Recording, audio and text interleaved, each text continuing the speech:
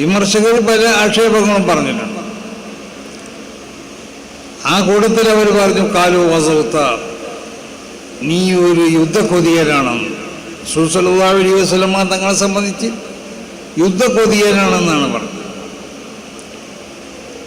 റസൂലുള്ളാഹി മാ ബുഇസു, എന്നാൽ അള്ളാഹുവിൻ്റെ പ്രവാചകന്മാർ ഇവിടെ നിയോഗിക്കപ്പെടുന്നില്ല. ഈ ഖത്ലി നഫ്സിൻ, ഇവിടെ ഏതെങ്കിലും ഒരാളെ കൊല ചെയ്യാൻ വേണ്ടിയോ ഔ സഫ്കി ദമി, അല്ലെങ്കിൽ ഇവിടെ രക്തചരിശികൾ ഉണ്ടാക്കാൻ വേണ്ടിയോ ഒന്നുമല്ല പ്രവാചകന്മാർ നിയോഗിക്കപ്പെട്ടുള്ളത്. പ്രവാചകൻ നബി സല്ലല്ലാഹു അലൈഹി വസല്ലമ തങ്ങളെ സംബന്ധിച്ച് തന്നെ വിശുദ്ധ ഖുർആൻ വിശേഷിപ്പിച്ചത് എന്താ? വമാ അർസൽനാക ഇല്ലാ റഹ്മത്തൻ ലിൽ ആലമീൻ.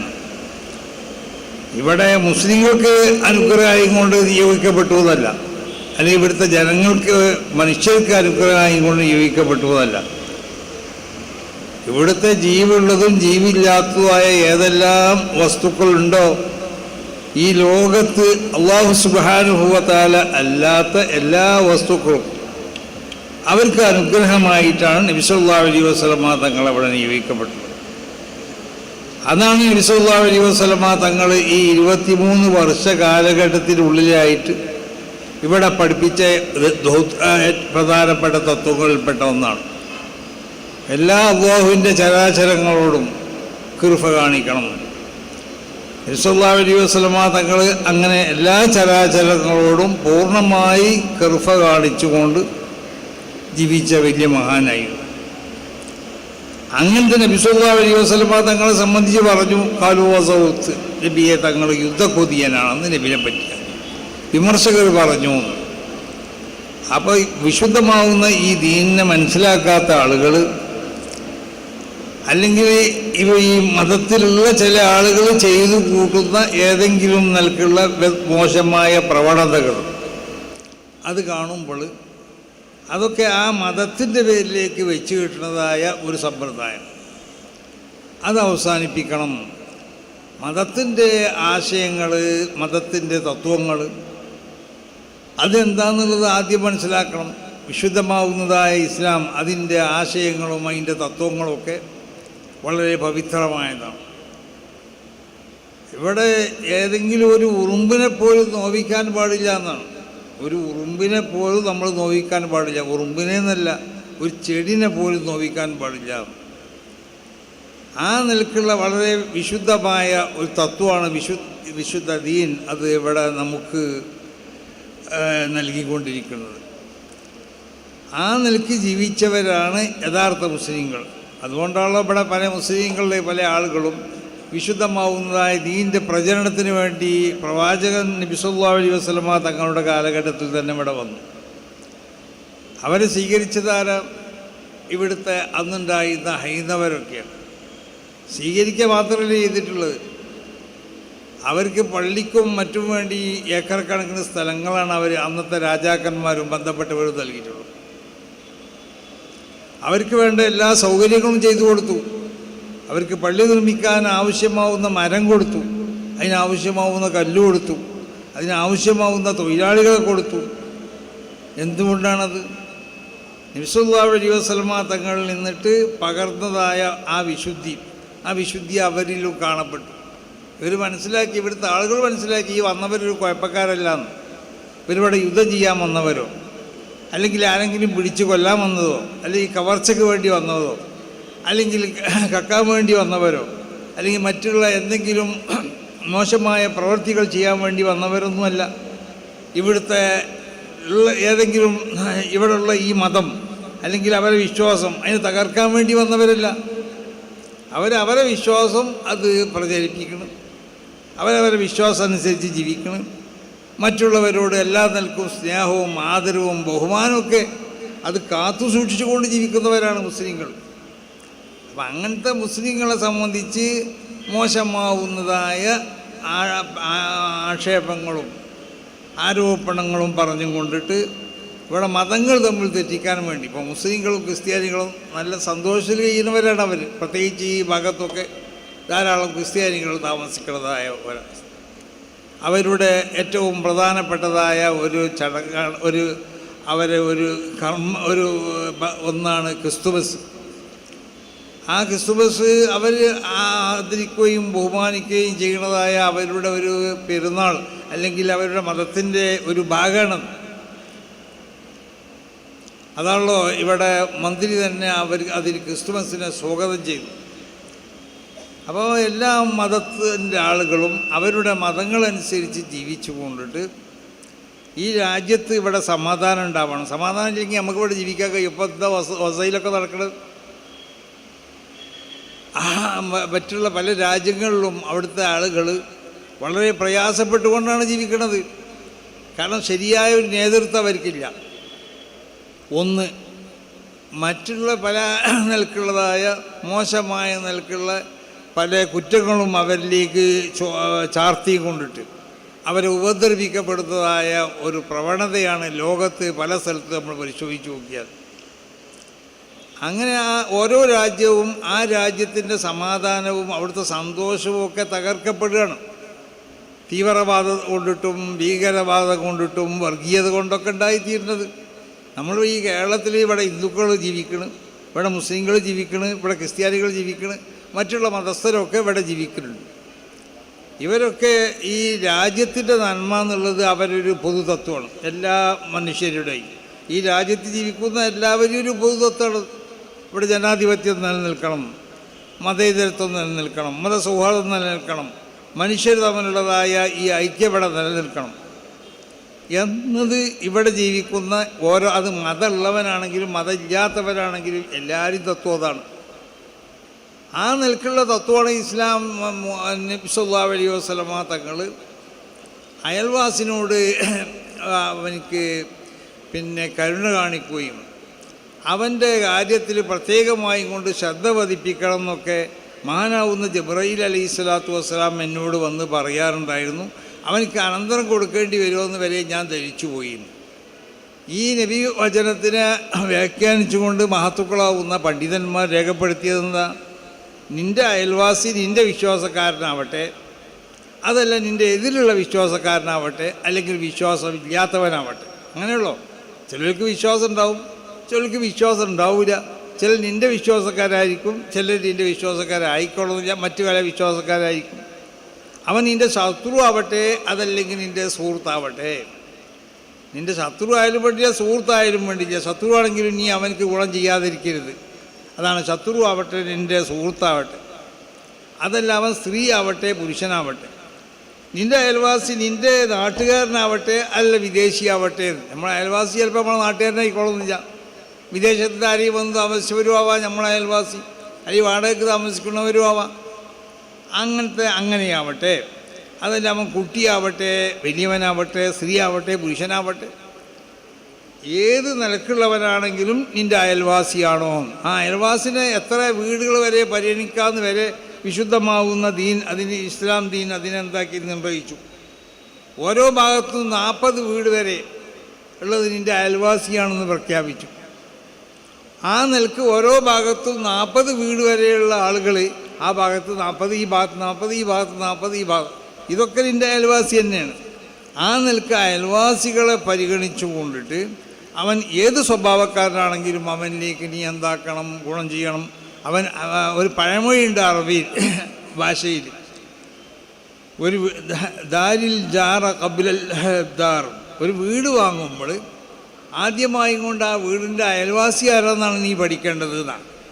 വീടിൻ്റെ അയൽവാസി ആരാണോ അതിലേക്ക് ഒത്തു പോകാൻ പറ്റുന്നവനാണോ അല്ലേ, അവനെ കൊണ്ട് വല്ല ഉപദ്രവം ഉണ്ടാവുമോ ഇല്ലേ, അവൻ ഏത് മതക്കാരനാണെന്നല്ല പഠിക്കണം എന്നല്ല പറഞ്ഞത്. അപ്പം മുസ്ലിമാണോ, നീ മുസ്ലിമാണെങ്കിൽ മുസ്ലിമായ അയൽവാസിയാണ് നീ ഉണ്ടാക്കണം എന്നല്ല പറഞ്ഞതിൻ്റെ അർത്ഥം.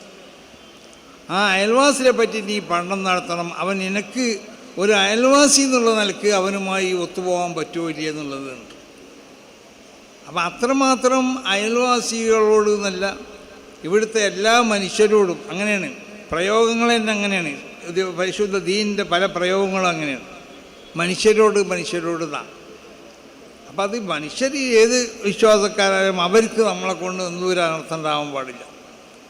ആ നിലക്ക് വിശുദ്ധമാവുന്നതായ ഈ നിലപാടുകളും ഈ തത്വങ്ങളൊക്കെ അനുസരിച്ച് പ്രവർത്തിക്കുന്നതായ ഒരു സംഘടനയാണ് സമസ്ത കേരള ജമിയത്തുൽ ഉലമ. അതോടൊപ്പം ഇസ്ലാമിൻ്റെ തനതായ വിശ്വാസം, ആ വിശ്വാസത്തിലും ഇതുപോലെ കൈകടത്തലുകളൊക്കെ നടത്തപ്പെട്ടിട്ടുണ്ട്, പലരും നടത്തിയിട്ടുണ്ട്.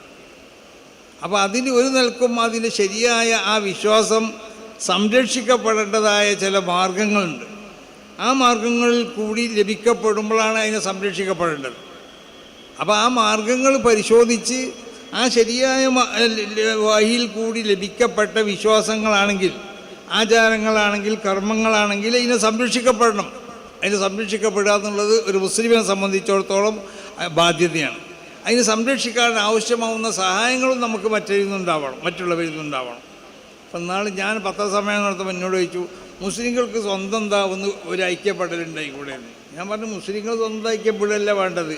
ഇവിടെ മുസ്ലിങ്ങൾ സ്വന്തം ഐക്യപ്പെട്ടുകൊണ്ട് മുസ്ലിങ്ങൾക്ക് ഇവിടെ വേറെ ഉള്ള മറ്റുള്ള ജാതി മതക്കാരെന്തെങ്കിലും ചെയ്യാൻ വേണ്ടിയുള്ളൊരു ഐക്യപ്പെടാൻ കഴിയും.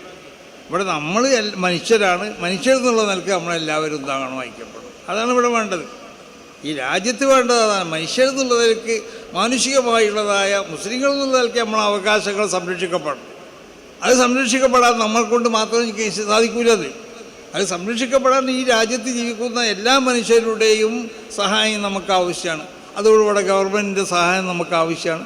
പ്രതിപക്ഷ കക്ഷികളുടെ സഹായം നമുക്ക് ആവശ്യമാണ്. അങ്ങനെ എല്ലാവരും സഹായിച്ചാലേ നമുക്ക് നമ്മുടേതായ വിശ്വാസങ്ങളും ഞങ്ങളെ സംബന്ധിച്ചിടത്തോളം നമ്മളെ ആചാരങ്ങളും നമുക്കുള്ളതായ കർമ്മങ്ങളൊക്കെ സംരക്ഷിക്കപ്പെടാൻ സാധിക്കുകയുള്ളൂ. ആ നിലക്ക് ഇതിനെ സംരക്ഷിക്കപ്പെടാൻ ആവശ്യമായ നിലക്കുള്ള എല്ലാ സഹകരണങ്ങളും ഇവിടുത്തെ എല്ലാ രാഷ്ട്രീയ പാർട്ടികളിൽ നിന്നുണ്ടാവണം. അതാണ് സമസ്ത കേരള ജമിയത്തുൽ ഉലമക്ക് അതിന് പ്രത്യേകമാവുന്ന ഒരു രാഷ്ട്രീയമല്ല. സമസ്ത കേരള ജമിയത്തുൽ ഉലമയുള്ള അണികൾക്ക് അവർ താല്പര്യപ്പെടുന്ന രാഷ്ട്രീയ കക്ഷികൾ പ്രവർത്തിക്കാം. സമസ്ത കേരള ജമിയത്തുൽ ഉലമക്ക് പ്രത്യേകമാവുന്ന ഒരു രാഷ്ട്രീയം. പക്ഷേ ഇവിടുത്തെ എല്ലാ രാഷ്ട്രീയ കക്ഷികളോടും നമുക്ക് യാതൊരു വിരോധവുമില്ല. ഇവിടെ മന്ത്രി ഇരിക്കുന്നുണ്ട്, മൂപ്പര് ഭരണകക്ഷി LDFൻ്റെ നേതാവാണ്. തിരുവഞ്ചൂർ രാധാകൃഷ്ണൻ അവർ UDFൻ്റെ നേതാവാണ്. പ്രത്യേകിച്ച് ഞാൻ ആദ്യമായിട്ട് തിരുവഞ്ചൂരിനെ പരിചയപ്പെടുന്നത് ഉമ്മൻചാണ്ടി മുഖ്യമന്ത്രിയായിരുന്ന കാലഘട്ടത്തിൽ ഞാൻ കോട്ടുമല ബാബു മുസ്ലിയാർ, ചെറുശ്ശേരി നന്ദി മുസ്ലിയാർ, ഞങ്ങളടക്കമുള്ള ഒരു 5-6 ആളുകൾ ഉമ്മൻചാണ്ടിനെ കാണാൻ വേണ്ടി ചെന്നു. അന്ന് തിരുവഞ്ചൂർ രാധാകൃഷ്ണനെയും കാണേണ്ട ഒരാവശ്യമുണ്ടായിരുന്നു, ആഭ്യന്തരമന്ത്രി എന്നുള്ളത്. അപ്പോൾ അന്ന് മൂപ്പര് ഞങ്ങൾ സന്ദർശിച്ചു. അന്നാണ് ആദ്യമായിട്ട് മൂപ്പരെ പരിചയപ്പെട്ടു. അത് മൂപ്പർക്ക് ഇപ്പോൾ ഓർമ്മ ഉണ്ടോയെന്ന് എനിക്കറിയില്ല. അപ്പോൾ അന്ന് മുതൽ ആ ബന്ധം ഇങ്ങനെ കാണുമ്പോഴൊക്കെ എല്ലായിടത്തും ചിരിക്കലും പറയലും ഒക്കെ ഉണ്ട്. അപ്പം നമ്മളെ സംബന്ധിച്ചിടത്തോളം ഇവിടുത്തെ എല്ലാ രാഷ്ട്രീയ കക്ഷികളുടെയും, പ്രത്യേകിച്ച് പ്രബലമാവുന്ന രാഷ്ട്രീയ കക്ഷികൾ ഭരിക്കുന്നവർ, അതങ്ങനെയല്ലോ. അപ്പം അങ്ങോട്ടും ഇങ്ങോട്ടും ഭരണം മാറി വരാമല്ലോ. അപ്പോൾ മാറി വരുന്ന ഗവൺമെൻറ്റുകളിലൊക്കെ സഹായങ്ങൾ നമ്മൾക്ക് വേണ്ടി വരും. അപ്പോൾ നമ്മളെ സംബന്ധിച്ചിടത്തോളം അവിടെ കുനിയ സമ്മേളനം നടക്കുമ്പോൾ അവിടെ ചില പ്രത്യേക ആവശ്യങ്ങളൊക്കെ ഉണ്ട്. അത് ഇന്നലെ ഞാൻ അവിടുന്ന് CMനോട് സംസാരിച്ചു. അതായത് അവിടുന്ന് റിജക്റ്റായ ഒരു ഫയലുണ്ട്, അത് ഇങ്ങോട്ട് ഇനി വരേണ്ടത്. അപ്പോൾ ഇവിടെ വരുമ്പോൾ അതിന് വേണ്ടത് നിങ്ങൾ ചെയ്തു തരണം. അപ്പോൾ നമ്മളെ സംബന്ധിച്ചിടത്തോളം രാജ്യം ഭരിക്കുന്ന കക്ഷികൾ ഏതായാലും ആ കക്ഷികളോട് നമുക്ക് ചില അവകാശങ്ങളും ആവശ്യങ്ങളൊക്കെ നേടിയെടുക്കാനുണ്ടാവും. മാത്രമല്ല മുസ്ലിങ്ങളടക്കമുള്ള മതന്യൂനപക്ഷങ്ങൾ അവരുടെ ആവശ്യങ്ങൾ ഇവിടെ സംരക്ഷിക്കപ്പെടണം.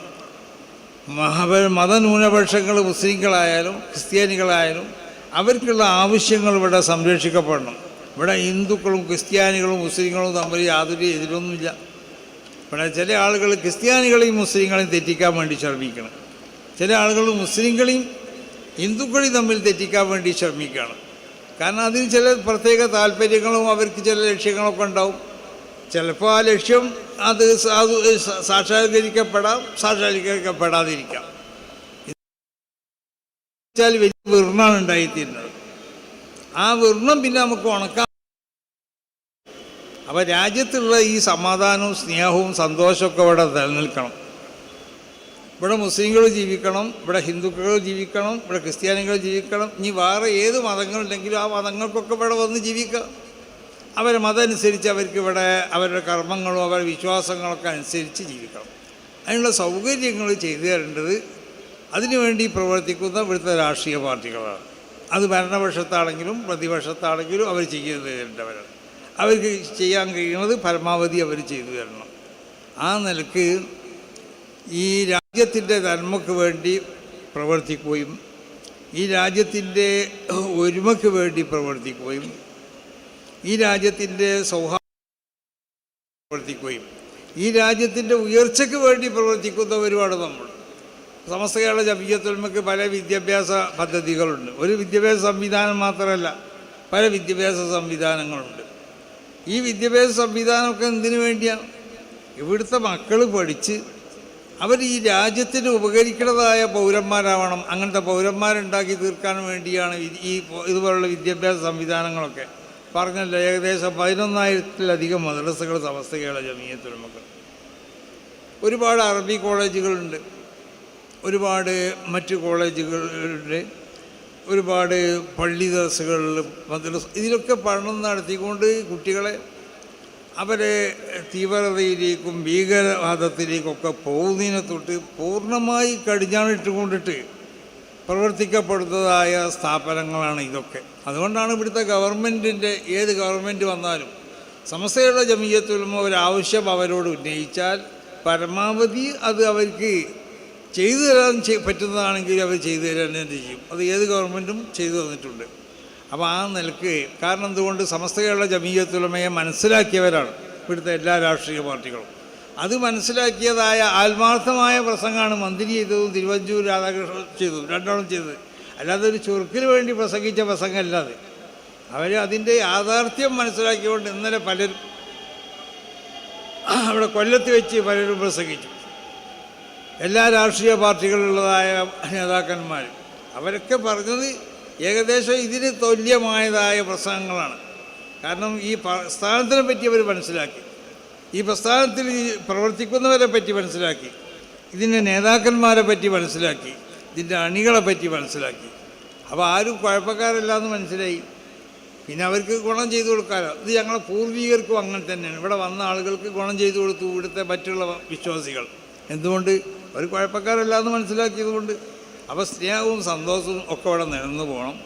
ക്രിസ്ത്യാനികളും മുസ്ലിങ്ങളും തമ്മിൽ യോജിപ്പിലാവണം ഇവിടെ ഈ രാജ്യത്ത് ജീവിക്കേണ്ടത്. ക്രിസ്ത്യാനികളും മുസ്ലിങ്ങളും ഹിന്ദുക്കളും തമ്മിൽ യോജിപ്പിലാവണം. ഇവിടെയുള്ള മറ്റുള്ള ഏതെല്ലാം മതങ്ങളുണ്ടോ ആ മതങ്ങളും മുസ്ലിങ്ങളും തമ്മിൽ യോജിപ്പിലാവണം. മറ്റുള്ള മതങ്ങളൊക്കെ പരസ്പരം യോജിപ്പിലും സ്നേഹത്തിലാവണം. ഇനി മതമില്ലാത്ത ആളുകൾ ഇവിടെ ഉണ്ടാവാം, അവരും തന്നെ മതമുള്ളവരേറ്റ് ഏറ്റുമുട്ടൽ വരാൻ പാടില്ല. അവർ തന്നെ യോജിപ്പിലും സ്നേഹത്തിലൊക്കെ ആവണം. അങ്ങനെ മനുഷ്യൻ എന്നുള്ള നിലക്കുള്ള ഐക്യം അതിലേക്ക് നമ്മൾ പ്രാധാന്യം നൽകുന്നുണ്ട്. അതിൽ യാതൊരു സംശയമില്ല. ആ നിലക്ക് നമ്മുടെ ജനാധിപത്യം സംരക്ഷിക്കപ്പെടാൻ ആവശ്യമാവുന്ന നിലക്ക് നമ്മളെ വോട്ടുകളൊക്കെ നമ്മൾ വിനിയോഗിക്കുമ്പോൾ അതിൽ ശ്രദ്ധിക്കണമെന്നും. ഇപ്പോൾ വോട്ട് ലിസ്റ്റിൽ ചിലർക്ക് പേരില്ല എന്ന് പറഞ്ഞിട്ടുണ്ട്, പലരും തള്ളപ്പെട്ടു എന്ന് പറയും. അത് നമ്മളെ സംബന്ധിച്ചിടത്തോളം നമ്മളെ രേഖകളൊക്കെ നമ്മൾ ശ്രദ്ധിക്കേണ്ടതാണ്. ആ രേഖകളൊക്കെ നമ്മൾ ശ്രദ്ധിച്ച് അതിനെ സൂക്ഷിച്ച് അതിനെ സംരക്ഷിച്ച് വെക്കണം നമ്മൾ. അങ്ങനെ ആവശ്യപ്പെടുന്ന രേഖ ഇല്ലാത്തത് കൊണ്ട് തള്ളപ്പെടുകയാണെങ്കിൽ അത് മറ്റൊരു കാര്യം. രേഖ ഉണ്ടായിട്ട് തള്ളപ്പെട്ടാൽ അതിനക്ക് അത് ഹാജരാക്കാനും അത് തെളിയിക്കാനൊക്കെ അവസരങ്ങൾ നമ്മൾക്കുണ്ട്. ആ അവസരങ്ങൾ ഇവിടെ ഉണ്ടെങ്കിൽ അത് തെളിയിക്കാൻ വേണ്ടി നമ്മൾ ശ്രമിക്കുകയും വേണം എന്ന് ഉണർത്തിക്കൊണ്ടിട്ട് ഇവിടെ ഈ യാത്രക്ക്, ഈ സന്ദേശയാത്രക്ക് ഇവിടെ രാജകീയമായ നിലക്കുള്ള സ്വീകരണമാണ് ലഭിക്കപ്പെട്ടുള്ളത്. യാതൊരു സംശയമില്ല. അതിനുവേണ്ടി പ്രവർത്തിച്ച എല്ലാവർക്കും അള്ളാഹു എല്ലാ നിലക്കുള്ള ഹൈറും ബർക്കത്തും ഒക്കെ എല്ലാ മേഖലയിലും അള്ളാഹു ചെയ്തു തരട്ടെ. എല്ലാ ഷറുകളിൽ നിന്ന് നമ്മളെയും അവരെയൊക്കെ അള്ളാഹു കാത്തുരക്ഷിക്കട്ടെ. ഈ രാജ്യത്തിൻ്റെ നന്മ നിലനിർത്താൻ ആവശ്യമാവുന്ന പ്രവർത്തനങ്ങൾ പ്രവർത്തിക്കാനും അങ്ങനത്തെ പ്രവർത്തനങ്ങളിൽ ഭാഗവെക്കാവാനുള്ള തൗഫീഖും അതിനുള്ള കഴിവുമൊക്കെ അള്ളാഹു സുബ്ഹാനഹു വ തആല നമുക്കൊക്കെ നൽകട്ടെ. 2026 ഫെബ്രുവരി 4 മുതൽ 8 വരെ കാസർഗോഡ് ജില്ലയിലെ കുനിയിൽ വെച്ച് നടത്തപ്പെടുന്ന സമസ്ത കേരള ജമിയത്തുൽ ഉലമയുടെ ഐതിഹാസികമാവുന്ന അന്താരാഷ്ട്ര സ്വഭാവത്തിലുള്ളൊരു സമ്മേളനമാണ്. ആ സമ്മേളനത്തിൻ്റെ വിജയത്തിന് വേണ്ടി ഓരോരുത്തരും പ്രാർത്ഥിക്കണം. ആ സമ്മേളനത്തിൻ്റെ വിജയത്തിന് വേണ്ടിയുള്ള പ്രവർത്തനങ്ങൾ എല്ലാവരിൽ നിന്നുണ്ടാവണം. അതിലെല്ലാവരും ഭാഗവെക്കാവണം. എല്ലാവരെയും അതിലേക്ക് ക്ഷണിച്ചു കൊണ്ടിട്ട് നിങ്ങൾ നൽകിയതായ ഈ സ്വീകരണത്തിന് എല്ലാ നിലക്കും നന്ദി രേഖപ്പെടുത്തിക്കൊണ്ടിട്ട് നിങ്ങൾക്ക് വേണ്ടിയും നിങ്ങളുടെ രാജ്യത്തിന് വേണ്ടിയും നിങ്ങളുടെ രാജ്യത്തിൻ്റെ എല്ലാ പുരോഗതിക്ക് വേണ്ടിയും ഞങ്ങൾ ദുആ ചെയ്യുമെന്ന് ഉറപ്പ് നൽകിക്കൊണ്ടിട്ട് ഞാൻ എൻ്റെ വാക്കുകൾ ഉപസംഹരിക്കുന്നു. അസ്സലാമു അലൈക്കും.